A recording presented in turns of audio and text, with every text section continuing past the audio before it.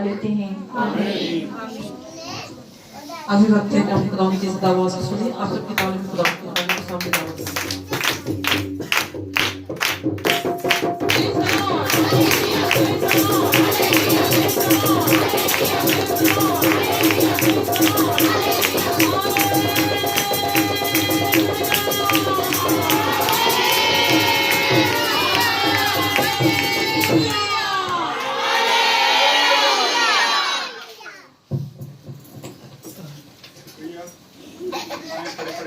मुक़द्दस की तिलावत करेंगे।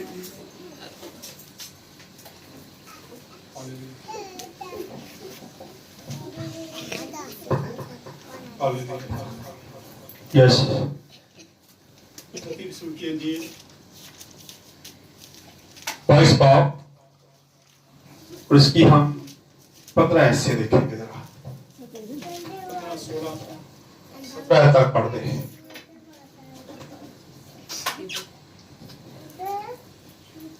उस वक्त फरीसियों ने जाकर मशवरा किया कि उसे कुकर बातों में फंसाएं।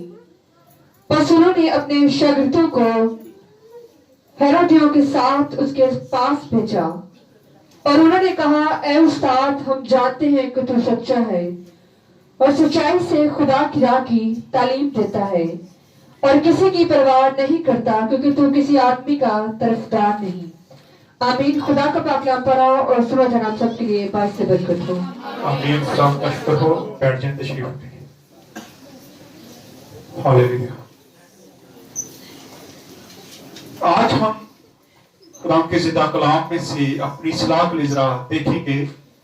22वां बाब जो है ये सवालों का जवाब बाब है। खुदा यीशु मसीह को इस बात में नजर आता है बहुत सारे लोग सवाल करते हैं ताकि किसी ना किसी तरीके से उसको फंसाया जाए। बहुत देर पहले मेरा एक दोस्त था पास्टर, उसने सरकारी तौर पे कोई एप्लीकेशन दी।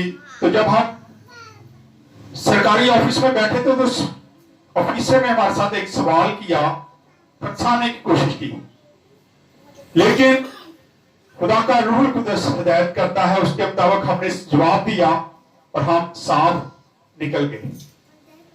यहां पर हम खुदा यीशु मसीह को देखते हैं। अभी हमने जो हवाला पढ़ा है, दोबारा से इसको पढ़ दें 15 बाब से। उस वक्त फरीसियों ने जाकर मशवरा किया कि उसे क्यों कर बातों में फंसाएं। अब दो ग्रुप ऐसे हैं जिनकी आपस में बनती नहीं थी, लेकिन अब यहां पे हम दोनों को देखते हैं, दोनों मिल जाते हैं ताकि वो खुदा यीशु मसीह को अपनी बातों में फंसाएं और किसी ना किसी तरीका से उस पर कोई ना कोई ऐसा फर्द जुर्म लगा दें जिससे हम उसको पकड़ लें।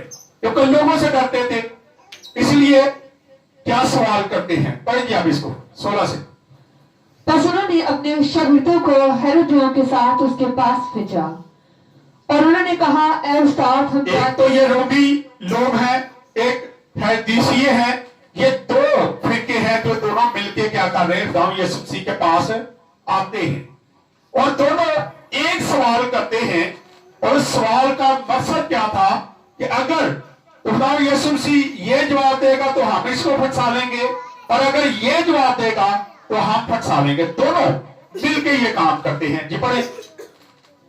ऐ उस्ताद, हम जानते हैं कि तू सच्चा है।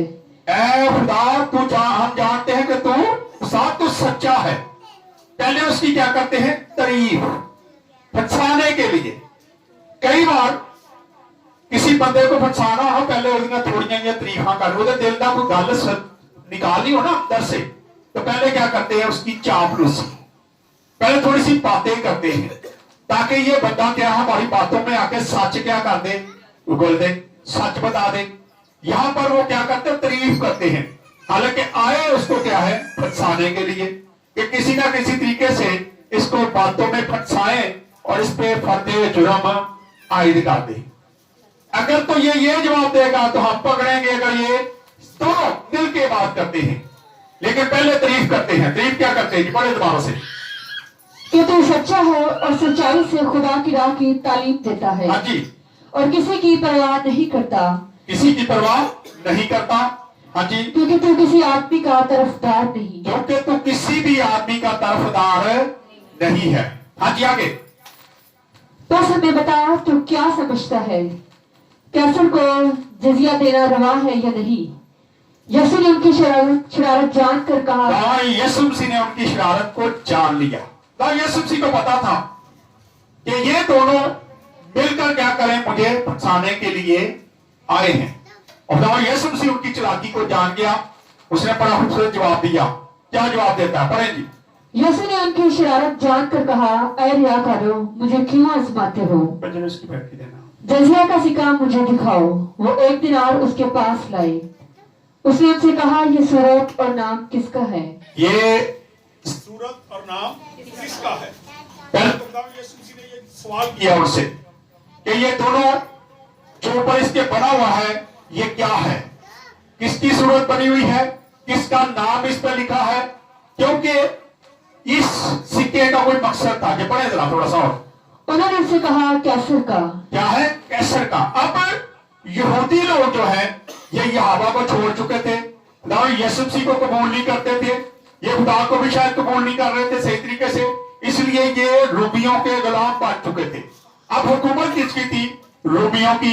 इसलिए कैसर का जो तस्वीर थी वो सिक्के पे बनाई गई थी, और जब भी वो सिक्के को देखते थे शायद वो कुड़ते थे कि आज हम किसी गैर के क्या है गुलाम बने हुए हैं, यहाँ पे हुकूमत करते हैं, और वो कुड़ते थे अंदर से, लेकिन मजबूर थे उसको टैक्स देने के लिए। इसलिए तो यीशु मसीह को फंसा रहे थे। अब यहूदी दोनों ये फिर के आते हैं, रूबी चाहते हैं कि ये कहेगा कि इसको कैसर को जजिया देना रवा नहीं, तो हम इसको फौरी तौर पर क्या करेंगे, पकड़ के ले जाएंगे, क्योंकि इसने हुकूमत की मुखालफत की है। और दूसरा फिरका जो है वो ये चाह रहा था कि अगर ये कहेगा कि इसको देना ठीक नहीं है, इसको देना चाहिए, तो हम इसको पकड़ लेंगे, हम कहेंगे कि तू तो खुदा की तरफ से है, तो तू कैसे ये टैक्स लगा रहा है हम पे। अब ना यीशु मसीह ने बड़ा खूबसूरत जवाब दिया और क्या कहा, इस पर सूरत किसकी है? ये पढ़े आगे। उन्होंने उससे कहा, कैसर का। हाँ जी। इस पर उसने उनसे कहा, बस जो कैसर का है, बस जो कैसर है, कासर का है वो कैसर को दो, और जो खुदा का है, जो खुदा का है वो खुदा को दो। अब खुदा हम पे हक रखता है हर चीज का। अब हर काम जो दुनिया के हैं, हर हुकूमत के हैं, वो तो हम कर देते हैं। यहाँ में थोड़ी सी इस बात के लिए भी कहा जा रहा है कि हम हुकूमत के कभी भी खिलाफ ना जाएं, कभी उनकी मुखालफत ना करें। इसीलिए कैसर के लिए बताऊं, यीशु मसीह ने कहा कि जो कैसर का वो कैसर को दे दो, लेकिन जो खुदा का है वो खुदा को दो। अब खुदा का क्या है? खुदा हमसे रुपया पैसा नहीं मांगता, खुदा हमसे सिर्फ वक्त मांगता है। खुदा चाहता है कि हम उसकी इबादत करें, खुदा यही हमसे चाहता है। इसलिए खुदा यीशु ने बड़ा खूबसूरत जवाब दिया कि जो कैसर का वो कैसर को दे दो, और जो खुदा का है वो खुदा का दो। और कई इसको मरोड़ तोड़ के दूसरी तरफ भी ले जाते हैं कि हिस्सा कटो, लेकिन मैं समझता हूं कि ये हिस्से की बात नहीं, बल्कि हमें खुदा को वक्त देने की जरूरत है। खुदा हमसे सिर्फ ये तकाजा करता है कि जो वक्त मेरा है वो मुझे दो, वो हमें देना चाहिए। सर्दी गर्मी हमें किसी मौसम को नहीं देखना चाहिए। आज आप देख रहे हैं चर्चिज का क्या हाल हो गया, इतनी सर्दी है, लोग की बातें कर करके मैं तंग आ गए, कितनी बातें करते हैं, कितनी बातें की तंग आ गए।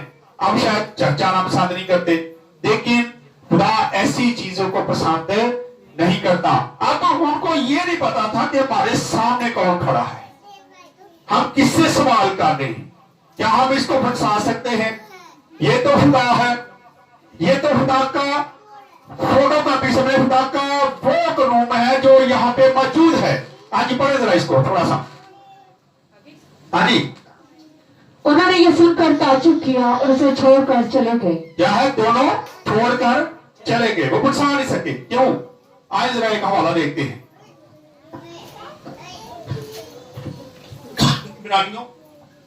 पहला बाप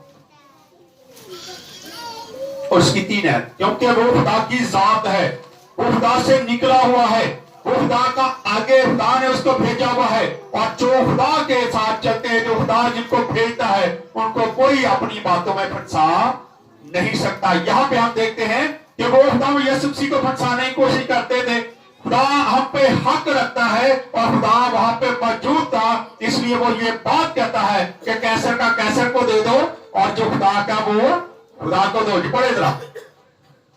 वो उसके जलाल का परतो और उसकी जात का वो उसकी जात का परतो और उसकी जात का नक्श होकर, उसके जात का नक्श होकर सब चीजों को अपनी कुदरत के कलाम से संभालता है। सब चीजों को अपनी उसकी कुदरत के जलाल से क्या है, संभाल लेता है। आज हमें भी जरूरत है। मैं अक्सर कहता हूं कि हम भी यीशु के नक्शे कदम पर चलते हैं। वो कहता है कि अगर तुम एक दूसरे से मोहब्बत करोगे, इसी से लोग जानेंगे कि तुम मेरे क्या हो, शागिर्द हो, तुम में से मैं नजर आऊंगा। और ये उस वक्त मुमकिन है जब हम अपनी जिंदगियों को ठीक तरीके से चलाएंगे। मैं अक्सर कहता हूं कि हमें ऐसी फोटोकॉपी बनने की जरूरत है जो थोड़ी पड़ी जाए। हम खुदा यीशु मसीह के नक्शे कदम पर चलने की कोशिश तो करते हैं, लेकिन ठीक तरीके से उसके रास्ते पे चल नहीं रहे होते। लेकिन हमें जरूरत है कि हम ठीक तरीके से उस रास्ते पे चले जो खुदा हमसे चाहता है। जी पढ़े और थोड़ा सा आगे। वो गुनाहों को धोकर आगे बाला पर किबरिया की दानी तरफ जा बैठा। थोड़ा सा वापस आगे उसकी बत्ती में आगे। यहां देखते हैं कि खुदा यीशु मसीह ये बातें कहता है, लेकिन आज इस बात की भी जरूरत है कि जहां पे ये चीज हो जाए कि हमें एक को चुनना है, या तो खुदा को चुनना है, या हुकूमत को चुनना है, या किसी ऐसे शख्स को चुनना है जो हमारी एक मुखालफत करता है या जो हमें दबाने की कोशिश करता है, तो फिर हमें किसको चुनने की जरूरत है। पढ़े जरा। 22 खत्म हो गया। आए एक हवाला पढ़े, इमाल 5 बाब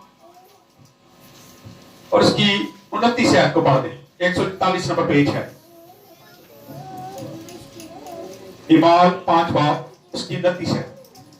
पतरस और रसूलों ने जवाब में कहा कि हमें पतरस और रसूलों ने जवाब में क्या कहा कि हमें आदमियों के हुक्म की निस्बत हमें आदमियों के हुक्म की निस्बत खुदा का हुक्म मानना ज्यादा खुदा का हुक्म मानना ज्यादा फर्ज है। आज हम पर भी आदमियों को हुक्म मानने से ज्यादा फर्ज हम पे किसका है, खुदा का हुक्म मानना। खुदा चाहता है तो हमें वो काम करने की जरूरत है। इसलिए जरूरत है कि हम वक्त दें, हम मुखालफतों की परवाह ना करें। अगर मुखालफतें होती हैं तो ये होनी है, लेकिन अगर हम इन चीजों में दब जाएंगे तो फिर खुदा हमसे दूर होना शुरू हो जाएगा। इसलिए जरूरत है कि खुदा के हुक्म लिखा है कि हमें आदमियों की बजाय किसका हुक्म मानने की जरूरत है, खुदा का। आज खुदा जो चाहता है वो हमें करने की जरूरत है। खुदा यीशु मसीह ने बड़ा खूबसूरत ये जवाब दिया है, और इससे हमें 2-3 चीजों का पता चलता है। पहले तो ये कि खुदा का हिस्सा खुदा को दे,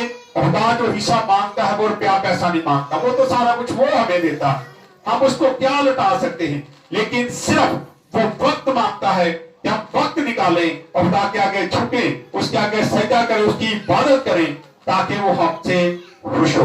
वो यही चाहता है। जैसे हुकूमत को अगर टैक्स मिल जाए तो वो खुश होते हैं, इसीलिए खुदा जब उसको हम वक्त देते हैं तो खुदा भी खुश होता है। इसलिए जरूरत है कि हम आदमियों की बजाय खुदा का हुक्म मानना ज्यादा फर्ज है। हम पे बोल माना करें। आए खुदा इस कलाम के वसीला से खुदा हम सबको बरकत दे। आए अपने सरों कुछ करेंगे, दुआ करेंगे। दुआ में कोई भी रहम नहीं कर सकता, कोई बेटी बेटा कोई भी दुआ में रहम नहीं करे।